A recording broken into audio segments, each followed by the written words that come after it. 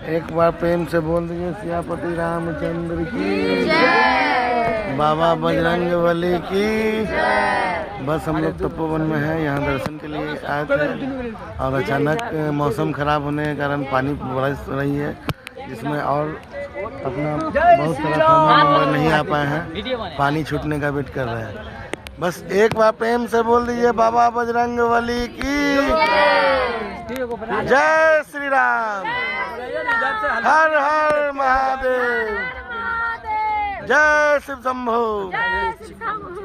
साथ में तब तक पूरा दिखा के नीचे उतार देते हैं। 30 सेकंड के इंस्टाग्राम पे डला। गौरी मैया पार्वती की जय। सामने तिलकुट पहाड़, तिलकुट पहाड़ भी बहुत ही अच्छा नजारा है ना। क्या नजारा है। ये तो हमारे गाँव की चीज तिलकुट पहाड़ पे। ले लो सब घूम के ही देख के ले ला।